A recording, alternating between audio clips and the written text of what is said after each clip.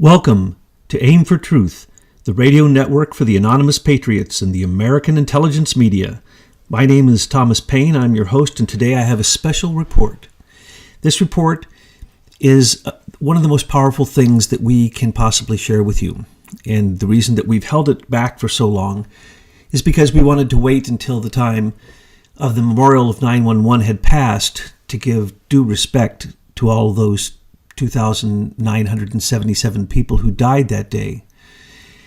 But what we're about to bring forth is shocking, and it will take quite a while to explain it. So I will tell you up front some of the highlights so that you'll understand what it is that we're going to talk about. The Anonymous Patriots Conclave has decided to ask me to speak this to the public. This is a very, very powerful revelation about who the perpetrators of 9/11 really were. Now, we can go into many of the details of 9/11, but that isn't the thing we want to reveal to you now. What we want to reveal to you now is why it happened. And we will also name the people who, of course, caused it to happen. And they are a crew that goes back to many criminal activities. So you will recognize some of them. But the reason for why it happened is a bit shocking. And it takes incredibly complicated understanding of banking, finances, money laundering, the gold market, gold fixing, the history of World War II and what happened to the gold that was stolen after World War II from Germany. Germany had stolen the French gold, which was a huge amount of gold, one of the largest gold reserves, gold holdings, and then it came up missing. The gold of China that had been stolen by the Japanese that was hidden in the Philippines is all part of the story.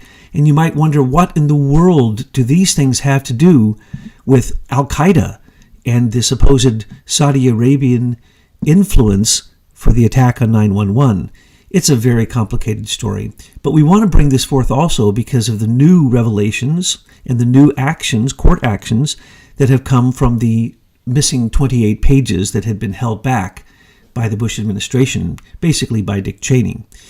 Those 28 pages have now been redacted and made public, and because it is legal now for U.S. citizens who were victims or had family members who were victims of 9/11 to sue Saudi Arabia, that is happening.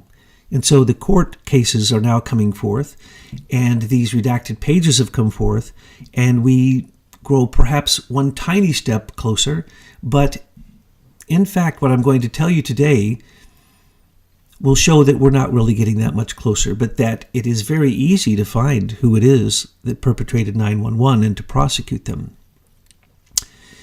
So, the report that we're talking about is an Anonymous Patriot report on who really caused 9/11, and that will be connected and mentioned in the box below so that you can connect to that Anonymous Patriot article. That Anonymous Patriot article is a condensation of a brilliant journalist who is basically an economic journalist, a financial journalist, who has a brilliant mind, but his greatest work was really this report that he wrote upon who were the perpetrators of 9/11, which is mentioned and linked in the report by the Anonymous Patriots. So the Anonymous Patriots condensed that extremely complicated, very, very, very long, very financially oriented presentation, which is backed up by an endless amount of footnotes and articles that were taken from the very days that these things reached the mainstream media to show that in front of our eyes, this was happening the entire time, but we didn't pay attention. We had no idea that these things were connected, in essence. Some of us may remember these things as they're brought to your memory as you're reading this article. But let's start from the beginning and just say that I remember where I was on that very day. And after I heard the first tower had been struck, I turned on a television and I watched what was happening, and I watched the second tower be struck. And at that point, I could not believe my eyes, because the plane hitting the World Trade Center, which I had watched being built throughout its years of being built, and I knew the intimate details of those two buildings, the World Trade Center North and South Towers.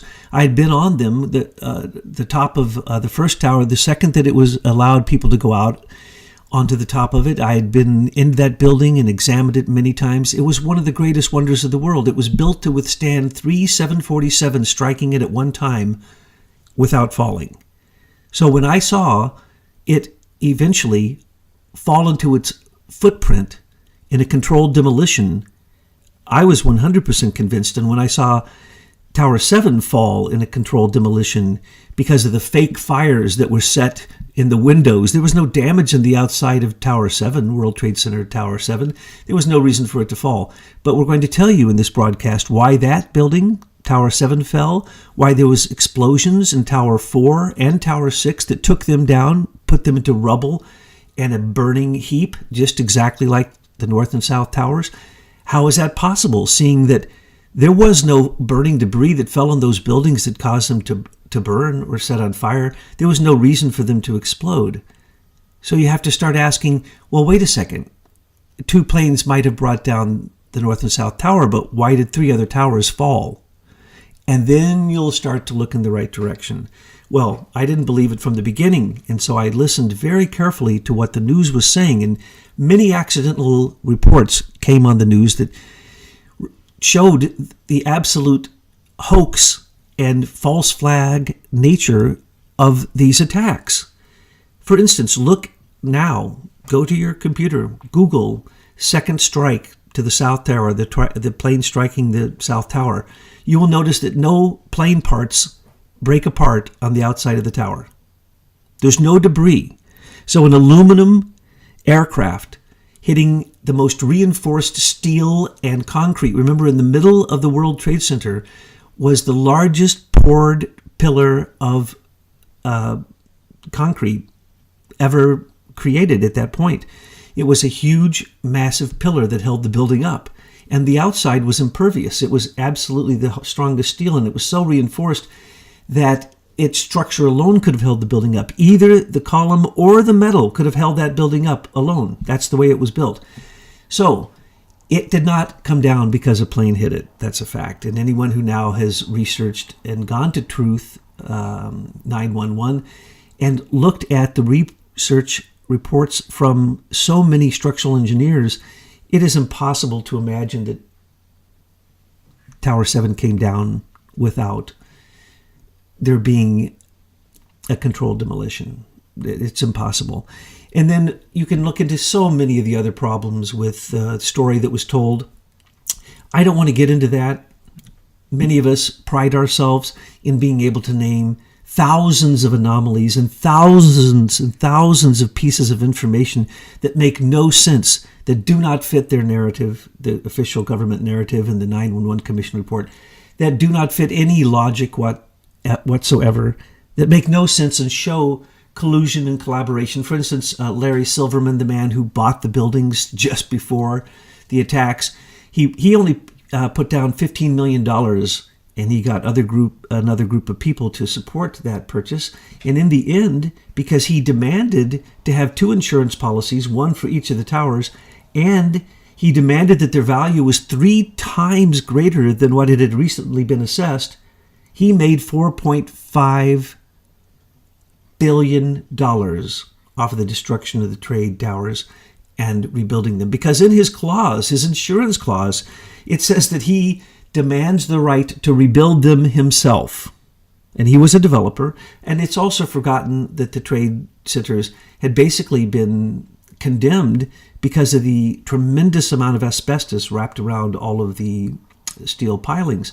So all that asbestos had to be removed, and it was impossible to remove it. So the buildings actually had to be taken down. That had been discovered sometime before, long before actually, 2 years before it was then the scene of this horrible crime. And as we look at the Pentagon and the fact that no plane went in there, there were no bodies, there were no people found on the ground, there were no engine parts of the plane which can't be destroyed, there was no hole big enough for that size of an airplane to hit the Pentagon, and it so happened to hit the Office of Naval Intelligence that was investigating many of the things that the evidence was being held by the FBI on the 22nd floor of the North Tower. 22nd, 23rd, 24th floor had just been occupied by the FBI.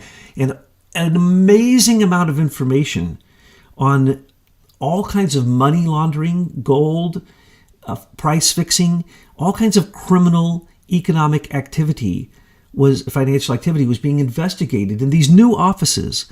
And then the U.S. Customs Office that was also investigating it was in Tower 6.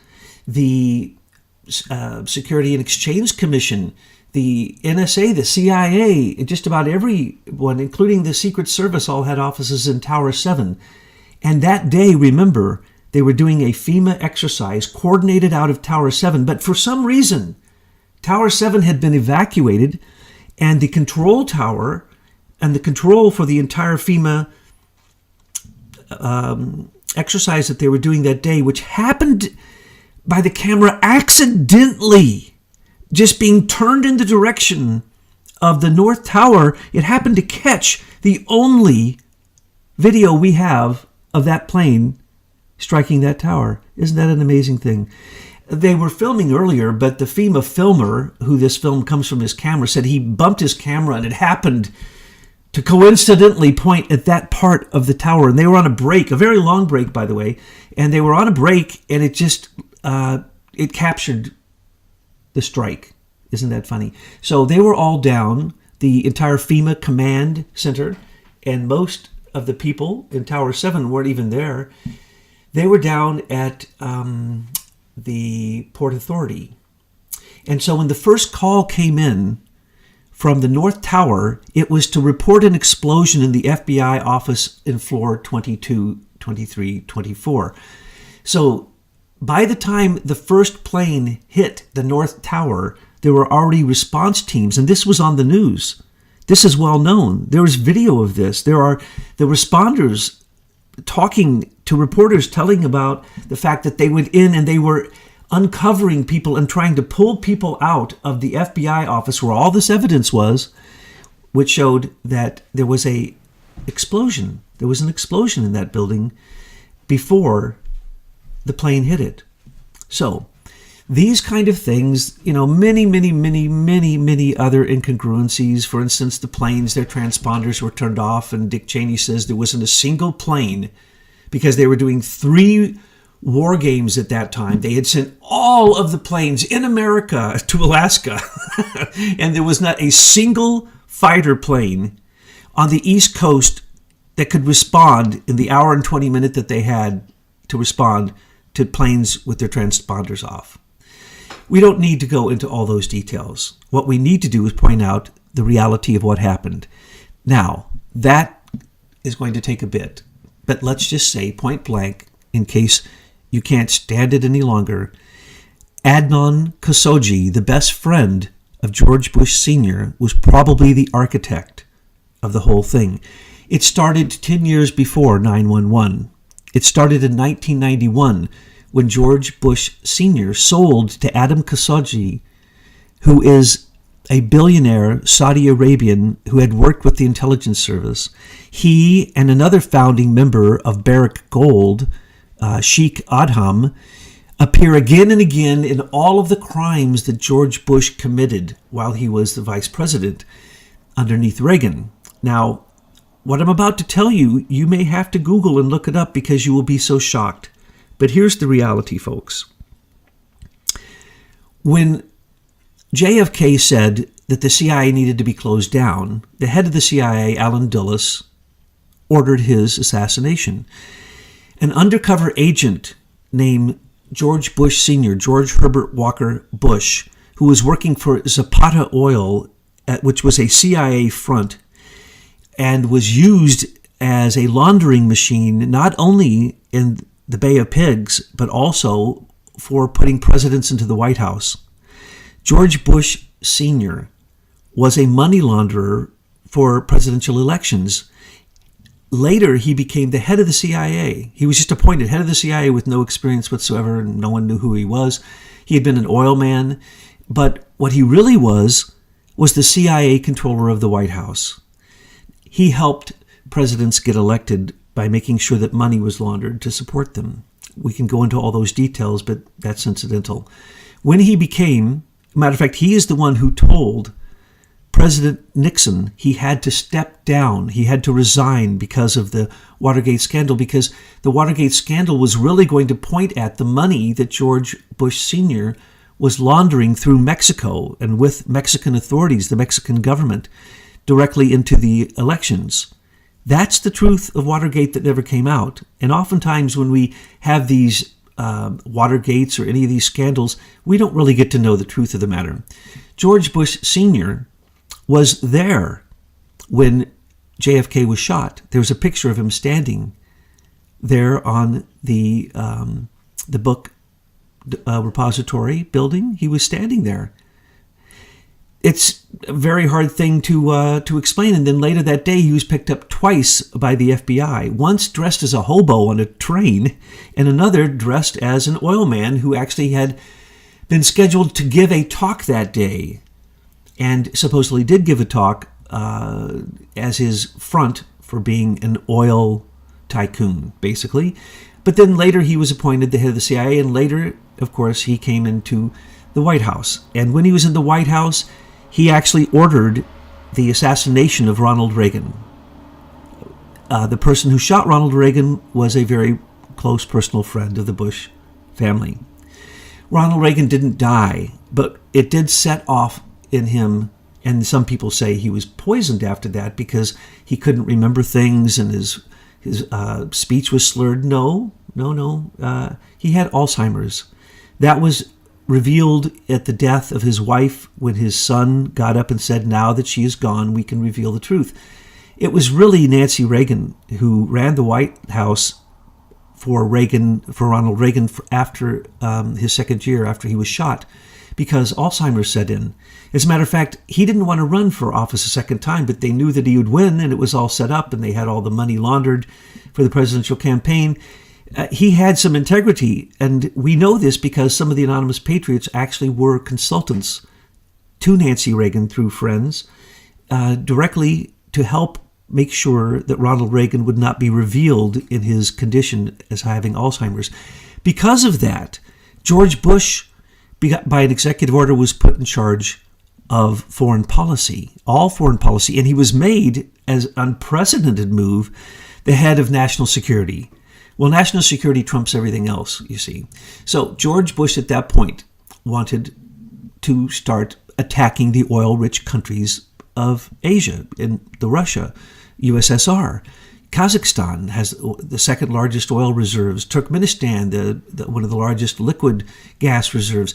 He is a fake CIA oil businessman who really had learned how to get out of trouble with his Harkin Energy Company and his pump and dump scandals that he again and again did not get prosecuted on. He decided that he wanted to go into USSR and basically destabilize it. So what he did was he floated some what were called Brady bonds, and these are recognized. They're called the Brady-Durham bonds, $280 billion worth of them. They were backed by foreign agents with gold bullion. And this, no one knows where this gold bullion comes from, but these $280 billion were supposedly had collateral. Some say from the Ferdinand Marcos gold, some say from the Israelis, some say from Union Bank of Switzerland, but it doesn't matter. The point is, he used those bonds, which would then come up due in 10 years. That's right. They were issued on September the 12th, 1991. They had to be paid off. That's right. September 11th, 2001. That is the reason for the attacks, one of the 15 reasons for the attacks. That was only one of the financial debacles and scandals that Bush Sr. was behind. He was behind, by that time, 10 years later, an amazing amount of corruption that he basically seemed to have become unlimited in his ability to do whatever he wanted with foreign policy and manipulations under the concept of, we're going after the commies. We're going after the communists. We're going to bring down the wall. We are going to destroy the USSR, and everyone stands up and claps. This is the way they did it. They took $280 billion worth of bonds, and they gave them to former Soviet Union satellite country oligarchs, especially in Turkmenistan and most especially in Kazakhstan, where the oil reserves were going to be stolen, and deals would be done, including, Chevron, Enron, surprisingly enough, Halliburton, of course, and numerous other American oil companies went in and basically raped the countries that were the satellite countries around Russia that were part of the USSR. That started to happen in 1991 when these bonds came out, and they started to do these payoffs. They also took some of this money, as well as, remember, George Bush Sr. was by that time, had already been the head of the CIA. So he knew all about the gold that was taken after World War II that could not come back into the marketplace because it would destroy currencies. It would destroy countries. It would destroy world economy if the amount of gold that was stolen by the U.S. was brought back into the market. It would destroy everything. It had to be slowly laundered, and it generally went through a group called Barrick Gold, which George Bush Sr., the very minute that he was no longer the president of the United States, he became a member of Barrick Gold, also Carlyle Group, which has Halliburton in it. So George Bush Sr.'s control of gold and oil started to become quite supreme while he was the president. And he created a group called the Vulcans. Well, in 1991, when these Brady bonds were passed by the U.S. Congress, and they were actually fake, they're called Brady-Durham bonds because the Durham Trust was supposedly the collateral that backed them up. They bought off these oligarchs, and they started to collapse the USSR. They also took some of this money and gave it to Ambassador Leo Wanta. And if you have never followed his story, it is extraordinary. He also gave some of it to George Soros, who was basically Leo Wanta's assistant in now what would become the largest currency terrorism in history. That is why George Soros to this very day is the terrorist of currency. He attacks countries and basically deflates their currencies and manipulates them so that he makes tons of money while many, many people suffer. So the USSR was destabilized. So the heads of these countries that were actually put in place by the CIA and George Bush Sr. and the Vulcans and the CIA helped even Yeltsin come to power. Yeltsin was chosen by the CIA. It helped Nazarbayev come to power in Kazakhstan. It helped many of these dictatorial rulers come to power. And they worked everything out of Azerbaijan because Azerbaijan was the most amenable to Bush going over and setting up what was called the American Azerbaijan Chamber of Commerce. And in that group were some of the biggest criminals in U.S. history. And if you want to know the names of the people who started what would then become the necessity for having 9/11 to happen and making sure that all of the records were in the towers of the World Trade Center, we can name those people. Those people, you will know them. We have gone after them. We've written reports about them, Anonymous Patriot reports, and you will recognize them. Dr. Henry Kissinger, a member of the USACC, which is the American United States Azerbaijan Chamber of Commerce. Dr. Henry Kissinger. James A. Baker III, who was the private lawyer of the Bushes, who basically was a very poorly trained lawyer, and he became one of the most powerful men in America. Lloyd Benson. Now, you won't know him because he's British, and he has connections that go to the Rothschilds. He's the Rothschild representative in this action.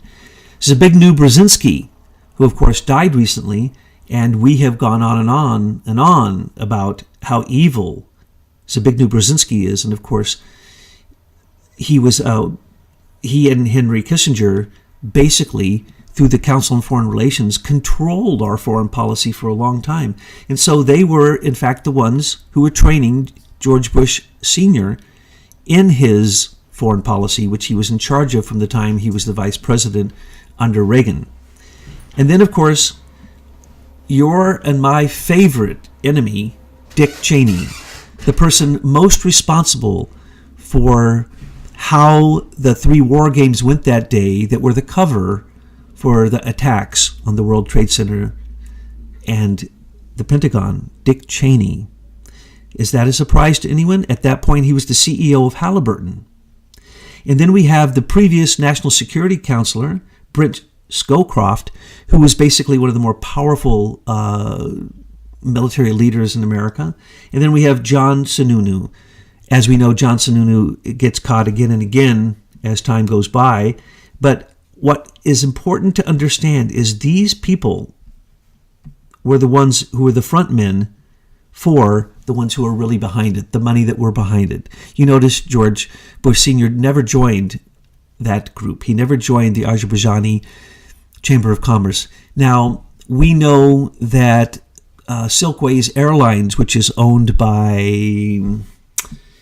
an Azerbaijani banker, and his name, well, he works with Farhad Azima, but he actually is the person who was delivering the weapons, the weapons that were bought from one country, shuffled through banks in Israel, turned around and shipped into Azerbaijan, then flown into Syria. These are basically Russian, Israeli, Saudi Arabian, and American intelligence agents who have gone rogue. But they are being supported by these front men who everyone, wants to, give great respect to Dick Cheney and Henry Kissinger. They don't notice their crimes. But if we were to say there was one person most responsible for all of this, it would be Adnan Khashoggi, who was George Bush's dear, dear friend, and he's a billionaire Saudi he owns banks in Azerbaijan. He was a member of the BCCI, the Pakistani CIA-supported bank, where Sheikh Ahmad, who is a dear friend of Adnan Khashoggi, that's where most of this money comes from when they need front money. But those two are noted. The Sheikh is noted. He is the head of was for many, many years the head of the Saudi Arabian intelligence. So these people are on the inside.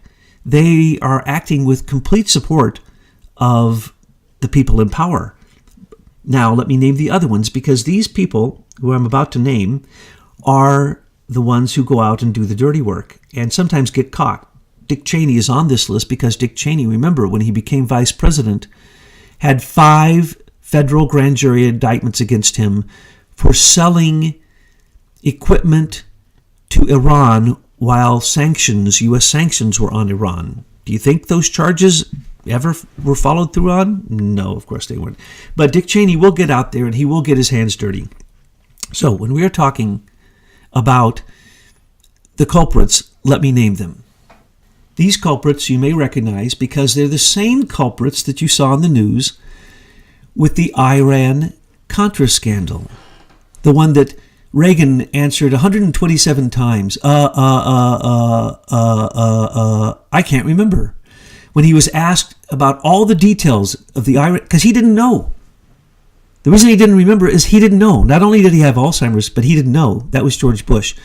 Now, when it comes down to it, you can literally say Adnan Khashoggi, Oliver North, and George Bush Sr. were the perpetrators along with Alan Greenspan. That's right. Hold your hat on your head. Do not put your tinfoil hat on top of my head.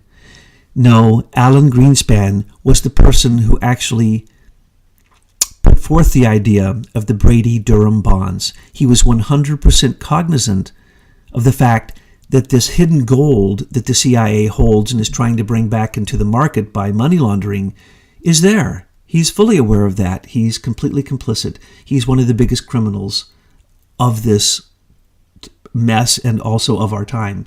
So, the other one is a former U.S. Air Force Major General, you probably recognize his name, Richard Secord. He has been behind, he created Al-Qaeda.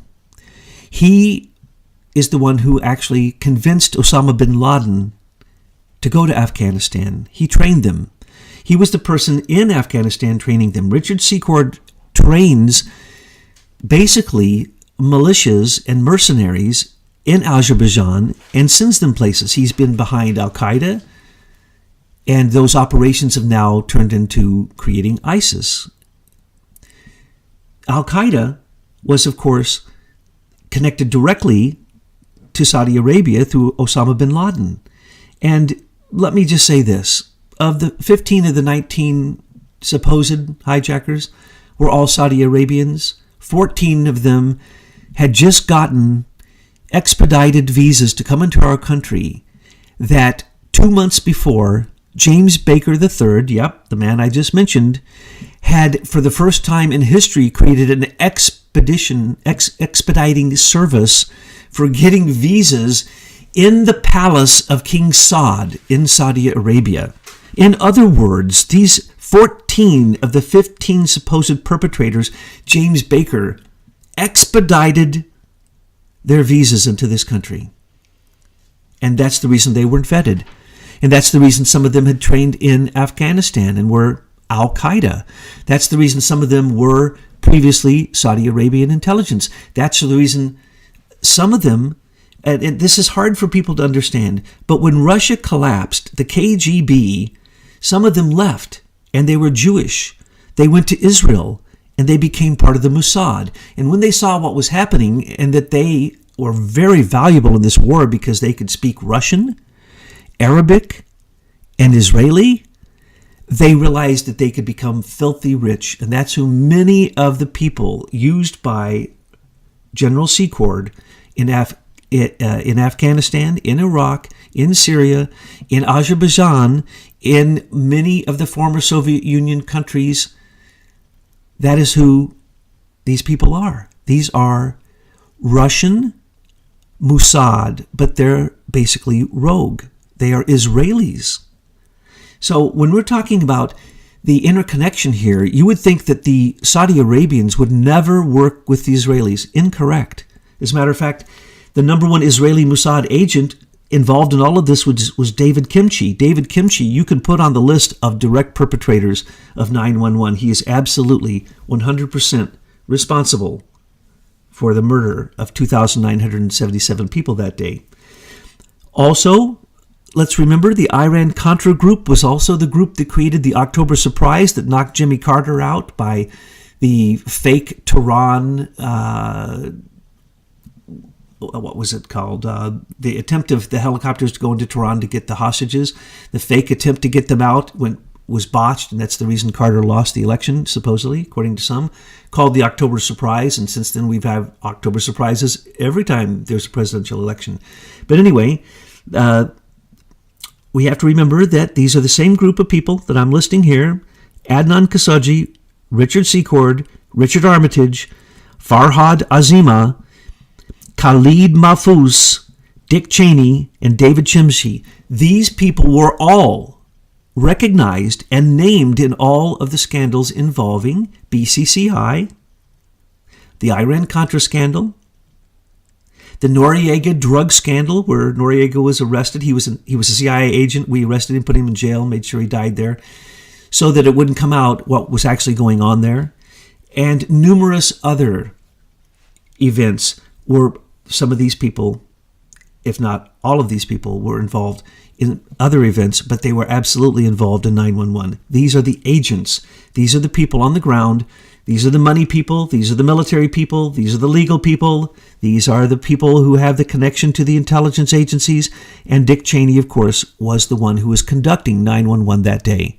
And as you know, when he went before the commission, they sealed his testimony and they sealed Bush's testimony. They refused to testify.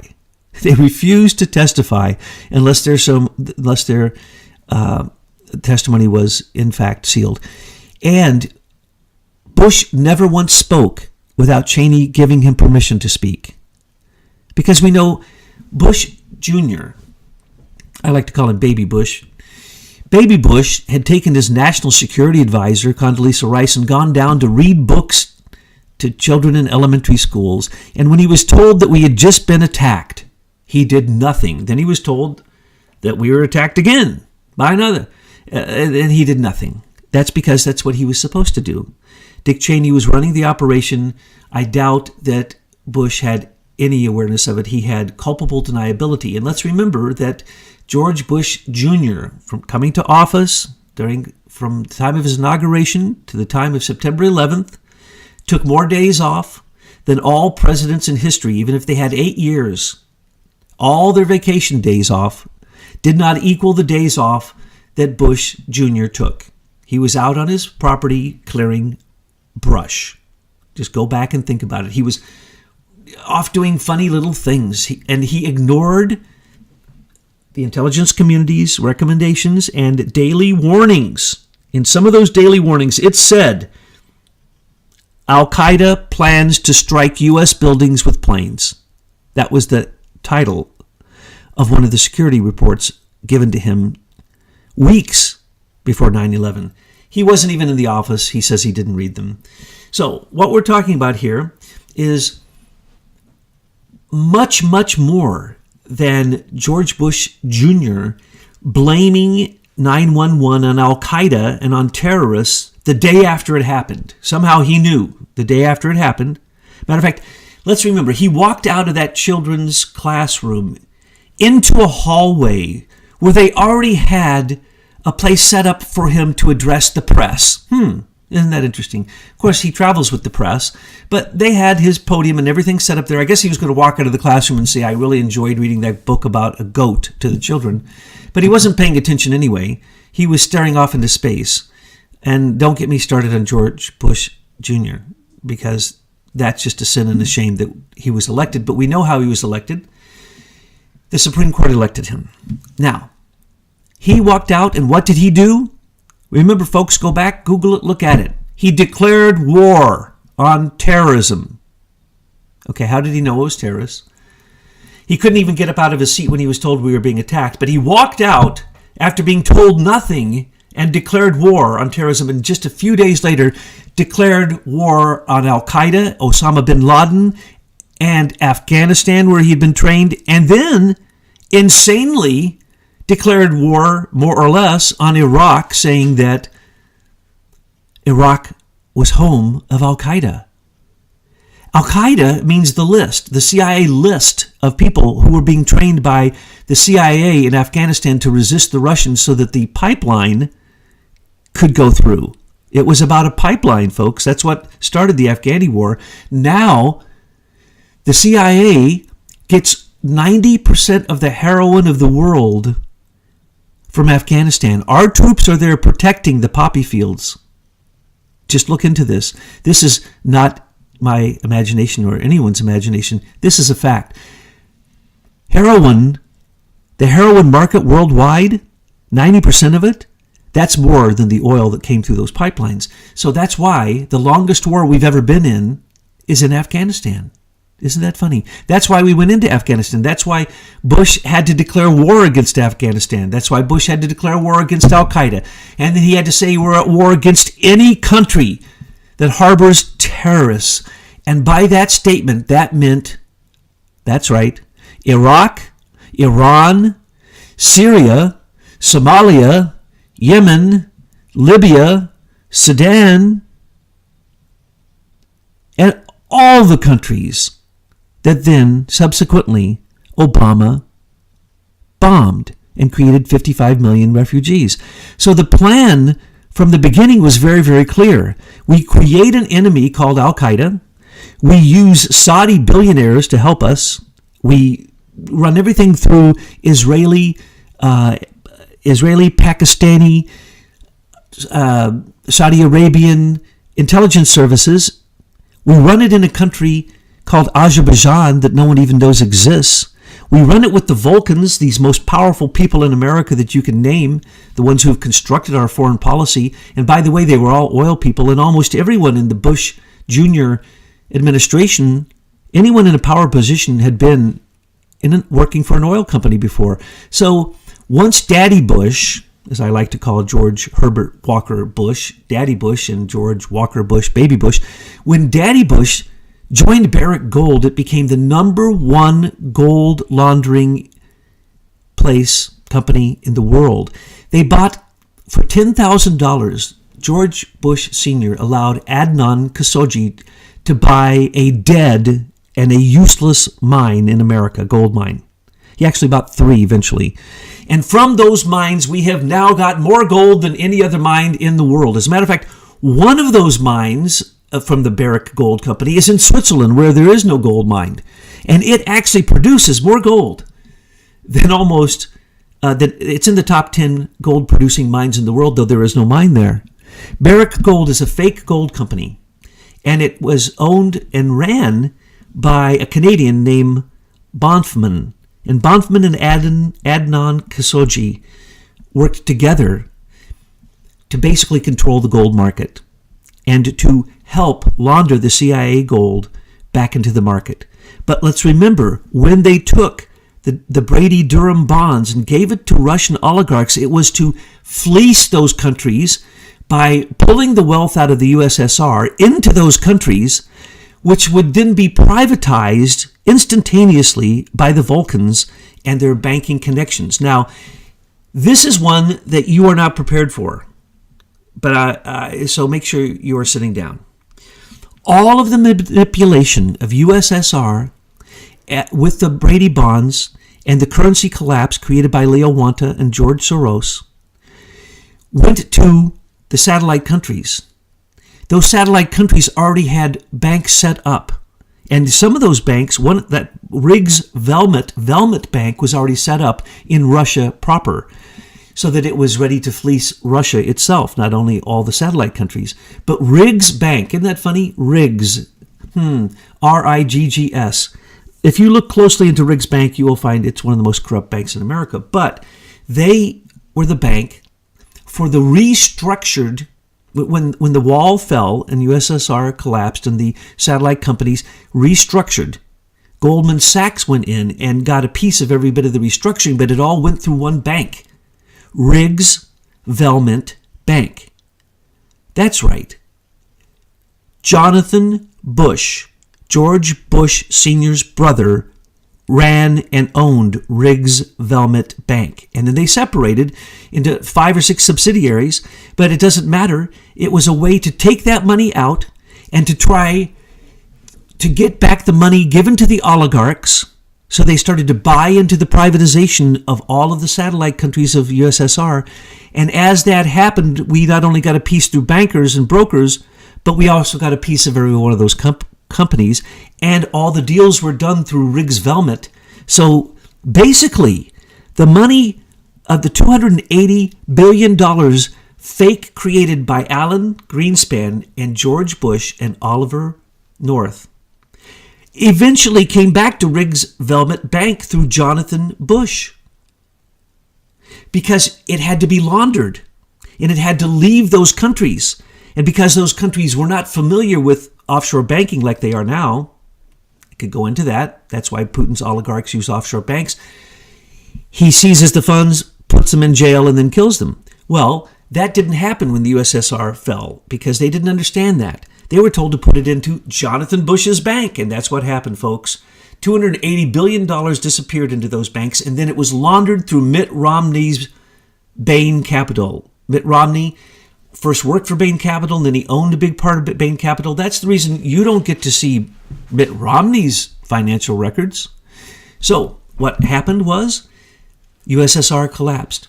The satellite countries turned to the Vulcans working out of Azerbaijan, and George Bush Sr. continued to be basically in control of American foreign policy through a somewhat rogue CIA and their operatives, the very same people who did Iran-Contra, Noriega, BCCI, and many other things, were the ones who worked with these intelligence agencies to attack the World Trade Center.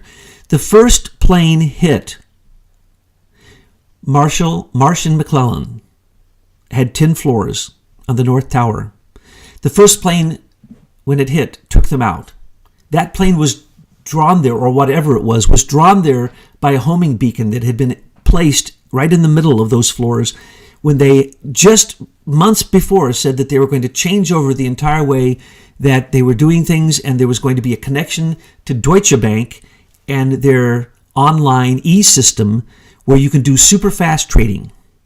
So on the day, there were 9.5 million transactions on 911. But before the markets opened, there were huge illegal transactions in hundreds of billions, but they say they lost the records, and they lost telecommunication contact with the Federal Reserve's main bank called the Bank of New York.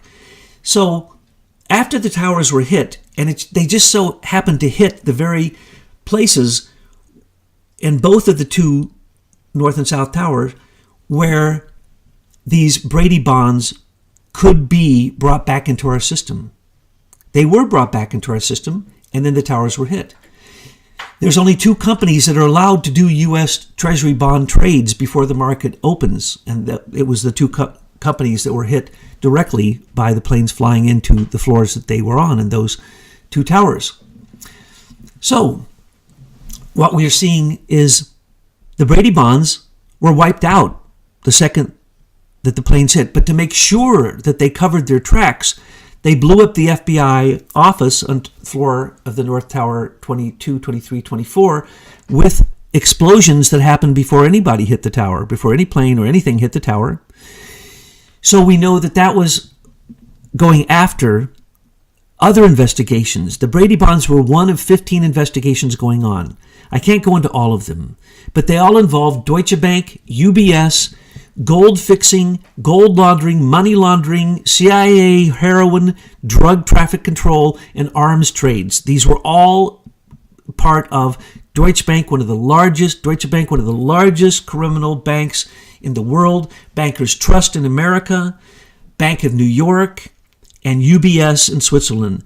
These were the banks that were part and deeply, deeply connected. But what I'm about to tell you points out that everybody knew this was about to happen. That's why some of the leading people who actually had offices in the World Trade Center went there that day conveniently, and why the people who were conducting the investigation along with the Pentagon's Office of Naval Intelligence were in fact in their office, called there to answer questions by their boss who was at his house. So Marsh and McClellan's people all died. AIG's people died. Fitzgerald, the bond company, they were hit. Almost all of them died. All the people who would have known that this happened and were part of the trade that happened before the stock market opened, who would have known of this trade or could have possibly known of this trade, all died except for their bosses. The bosses got out, but the people who worked there didn't, because they had the evidence. But the bosses already knew ahead of time. That is the reason why Larry Silverman bought the World Trade Center. That is the reason why major banks all bought puts. They thought that they wouldn't be tracked because they thought that if they collapsed in its own footprint, the World Trade Center, Tower 7, Tower 4, and Tower 6, that there would be no more evidence. But they were wrong. Some of the computers were recovered. They found out who it was that had the foreknowledge. This is all well known. You can get a list of them. They're in this report. And guess what happened? Robert Mueller III, that's correct, the Robert Mueller who's been called in, who has supposed impeccable credentials in ethics, who actually covered up 911. He came in as the new head of the FBI. He was in charge of the investigation, and when he was given that information, which was sent to multiple offices because it was actually a foreign company that created the report, they did nothing about it. They know exactly who gained by betting puts on that day on United Airlines, American Airlines, 4 major banks, and so on and so forth. The very companies that would suffer from this attack. They knew ahead of time. What do you think happened? What do you think Robert Mueller did? Same thing he's going to do with the Trump investigation. Simple cover-up. He simply said the following: we find that none of these companies had active connections to Al-Qaeda. Therefore, they did nothing wrong. In other words, the moment that President Bush said it was Al-Qaeda, everyone else was exonerated. So all the people who knew ahead of time, which was a lot of people, and now it makes sense as you go back and you say, is that why the people were dancing in the car? Is that why there was a picture of the plane going into the World Trade Center on the side of that truck that day? Is that why Al-Qaeda had already sent out pictures of planes hitting the World Trade Center? Is that why they're on and on and on? It explains 1,000 things. It was well known by the insiders what was about to happen. And they thought nothing of it. These are murderers. These are people who, after the first attempt on the World Trade Center that they tried to blame on Osama bin Laden also, and kept the perpetrator locked up until he died so that nothing could ever really be brought to court and he could say that he had, nothing to do with it. They knew then that they couldn't bring down the World Trade Center, but they set up the fact that if you want to work in the World Trade Center, folks, remember it's the number one target for Al-Qaeda. And when George Bush Jr. was warned that they were coming after it soon, he stayed down on his ranch in Texas on his tractor clearing brush. He literally testified he had not read those reports for months. Unbelievable. In other words, he made sure that he had culpable deniability so that there was complete room for Dick Cheney to do what he was going to do. Now, remember, Halliburton was already under investigation. Those investigations were part of the SEC. That was in Tower 7. We have the even the evidence for so many things, so many financial problems. If you go, scandals, if you go into this report, the Heidner report and our summary of it, you will find out all 15 investigations that ended because Robert Mueller said in all of them, do not focus on them any longer. Only go after Al-Qaeda. Terrorism is the only thing we're interested in at this point. And as you know, we created terrorism and we continue to fund ISIS. When Trump stopped funding ISIS the other day for $1 billion, the war is winding down. We created Al-Qaeda. We helped fund. And as a matter of fact, Al-Qaeda was funded through BCCI, which was the Pakistani bank, which became huge because they were laundering CIA money. They backed Jimmy Carter, you see. So when you start looking into all these things, you see that Robert Mueller has been covering for the presidents and for the White House, both when he was in the Department of Justice and the FBI, just as Comey has done. This is standard operating procedure. They could not let this unravel. If this unraveled, here is what would unravel. The gold that the CIA has, the gold they stole from Ferdinand Marcos, the gold we stole from Czechoslovakia, the gold we stole from UBS, the gold we stole from the Germans, the gold we stole from the Japanese, the gold we stole from the Chinese. We then went into USSR, and when we destabilized them, we stole their gold then. Look at the gold reserves for USSR and Russia. You will see then again, even after that, we went in again and through Chechnya, where we had already infiltrated Chechnya, Georgia, Kosovo, all these, many other places where there became gigantic problems. We went in and destabilized them by telling them that they needed to do the scam of gold that we do in America, which is you move the gold someplace other, say it's in one bank, use its valuation to continue to operate, and then write paper gold on it. When you actually move it to another place and then bring it into the market, selling it, usually to the foreign countries that you're not supposed to be selling it to, and then that money is then in your hands as cash. This is what happened in Chechnya. It was George Soros. Even after he went in and helped destabilize USSR, George Soros still went in and with the CIA and Goldman Sachs convinced Russia, because Yeltsin was their puppet, convinced Yeltsin to move their gold to Chechnya where it could be better protected, and then we stole it, because we already had the CIA on the ground there. So we stole the Russian reserves again. So this goes on and on and on. We have, no one knows quite how many tons of gold. But not long ago, I believe it was in 1998, 14,000 tons of gold came up on the market but we only discovered it after it was all sold. So when you wondered, did we sell the gold from Fort Knox because the Russians and the Chinese were buying gold like crazy, and this was where they got their thousands of tons of gold? No, that was CIA gold brought out by Deutsche Bank and by a guy named the man who was basically the CEO of Deutsche Bank, was the advisor for Adnan Khashoggi, the billionaire, who was the corrupt billionaire who's responsible for much of this, and the Saudi Arabian prince, Sheikh Adham. They both went through Deutsche Bank. Well, Deutsche Bank on that day, they found out through the hard drives that they were able to recover that in the first seconds of the market being open, Deutsche Bank had a concerted effort coming from almost a dozen banks buying and selling like crazy to their own advantage. And so Deutsche Bank was completely complicit and knew ahead of time and manipulated the market. So if some people say the 911 happened because of the market manipulation on that day, that is true.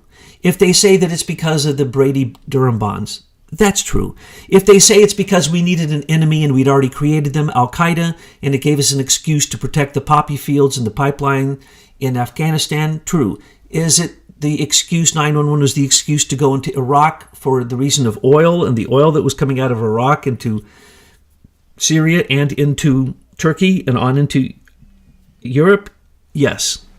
Was it used as an excuse to wipe out 15 investigations, one of them being the Durham-Brady bonds, but 14 other investigations, many complicated, all well-known, all made it to the news. None of what I'm telling you is a conspiracy. These are found in financial magazines, financial newspapers. Most people don't pay any attention to this, and the reason is the following. Adnan Khashoggi and the banks that he works with, Deutsche Bank, UBS, Credit Suisse, Bankers Trust, Bank of New York, all of them have been fined billions of dollars in the interim since this report was written. So what was in this report by E.P. Heidner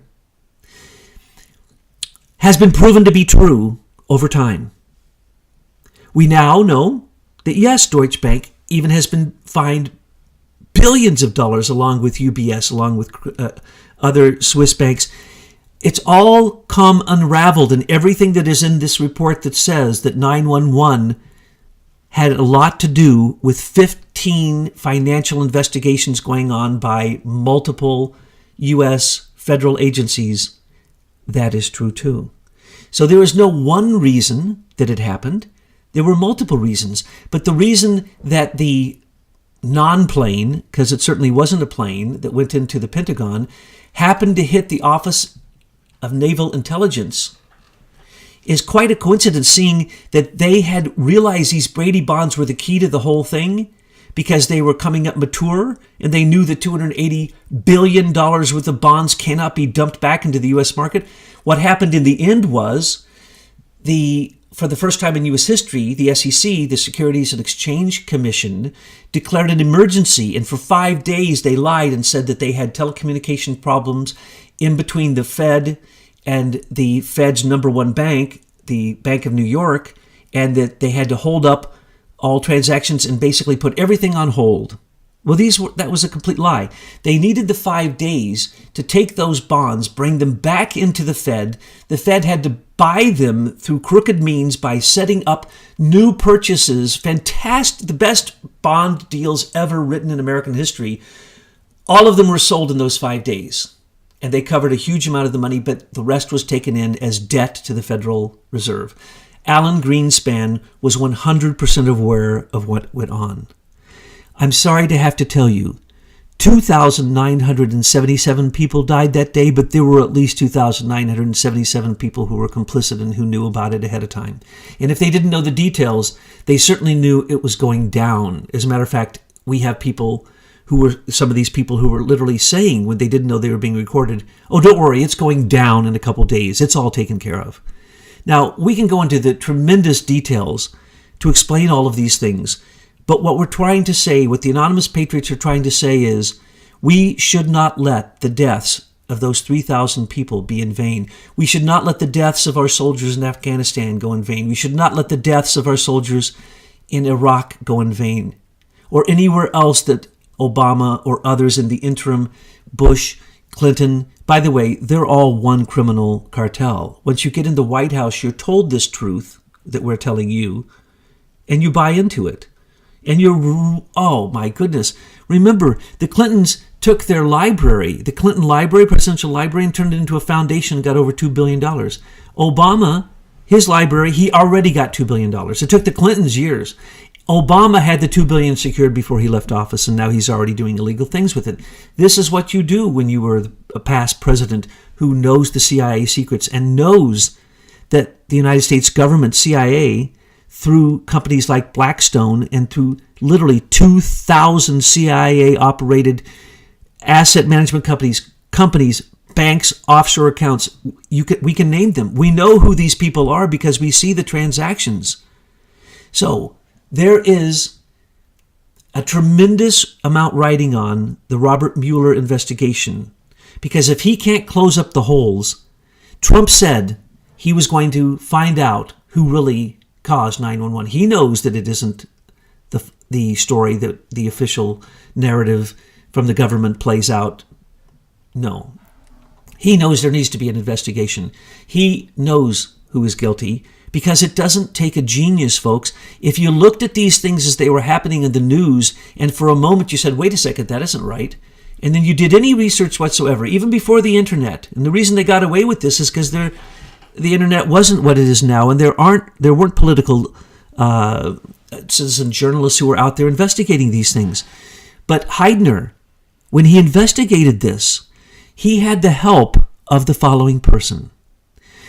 The day that the missile, we'll call it, hit the Pentagon's, by the way, reinforced section of the Pentagon. Only one section of the Pentagon was reinforced and built to receive that explosion. No one was in there except one office. One office, and all of them were there that day except one guy who went out for coffee. They all died.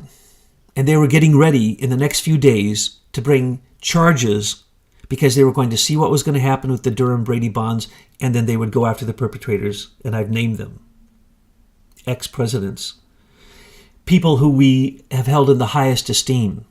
No, they are evil criminals, murderers.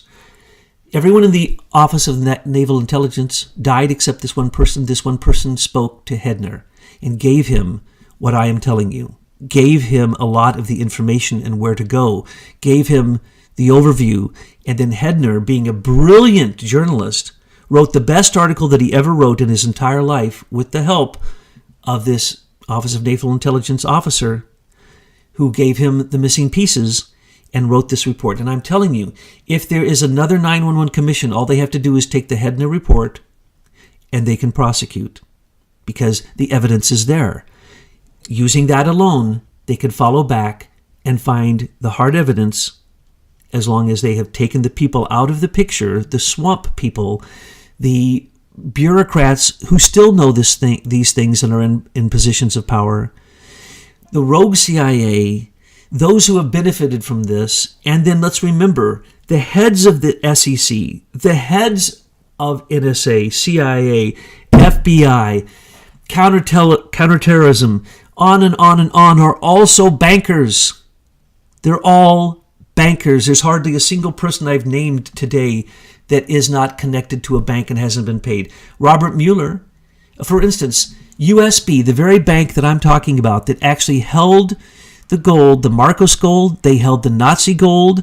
They had to give back $8 billion of that gold. They were holding it, refused to give it to its proper owners. Okay, so they were charged by the U.S. federal government, and they had to give that money back, $2 million, to people who sued the Philippines for being tortured. And we got money too. So we know that Ferdinand Marcos had untold billions of dollars. We know that at least, we don't actually know how many billions the Union Bank of Switzerland, UBS, actually has and still has to this day.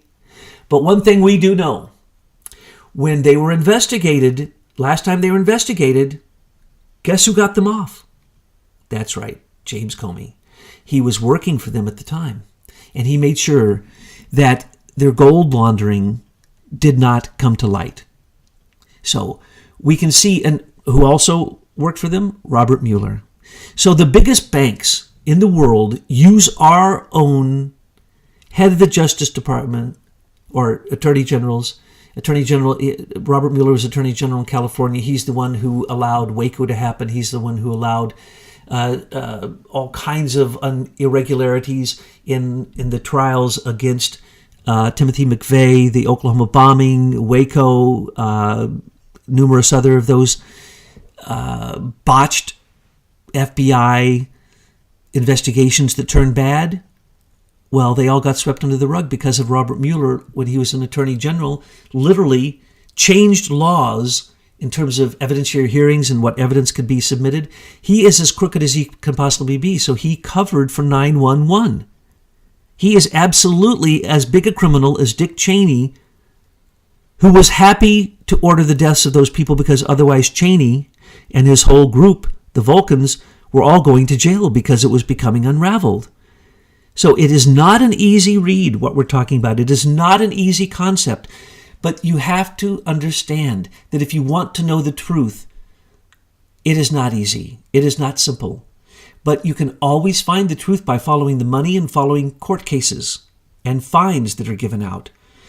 Bankers don't go to jail. Very seldom do bankers ever go to jail. And now that they're going after offshore accounts, Switzerland was no longer a place for numbered accounts. There's Swiss numbered gold bullion accounts. And outside of Zurich, you will find probably, the estimates are, as much gold as all the countries of the world have in their gold reserves. And this is known because this gold is always kept track of. And right now, there are somewhere in the tune, let's just say hundreds. Well, I can give an exact amount. There are 40,000 tons of gold that are unaccounted. 14,000 of those came back into the market in 1998 from an unknown source. Right now, we are being told that China just bought, and there is no gold to buy, 10,000 tons of gold. Where did that gold come from? So we are not exaggerating when we say it is an untold amount of gold. And if Bush's Brady Durham bonds and the other 14 financial investigations that were going on in the North and South World Trade Center towers and in Tower 7, Tower 4, and Tower 6, which were all 100% demolished, supposedly all the records with them, at least that's the story. And from that moment on, Robert Mueller said, we will investigate none of these.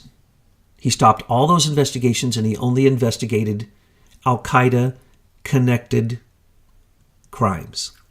Only terrorist crimes. And since that moment that the already written Patriot Act was quickly passed through Congress and voted into law that took away our civil rights and basically annihilated the U.S. Constitution, we have been in a pitched war with people like Robert Mueller, the Bushes, the Clintons, the Obamas, to try to win back America for the U.S. Constitution and the Bill of Rights, because these things have been abnegated. It is completely illegal what George Bush Sr. did in Azerbaijan, even if it was under the auspices of going after those commies. The U.S. Congress had said that we could not intervene in Azerbaijan because they were at war with Armenia. But George Bush Sr. defied that congressional order, that law, and went in and started the CIA operations in Azerbaijan. And they operate to this very day. What I'm telling you now, as kind of the overview of what caused 9/11, who the perpetrators are, those perpetrators continue to this very day, and they pass it down to their children.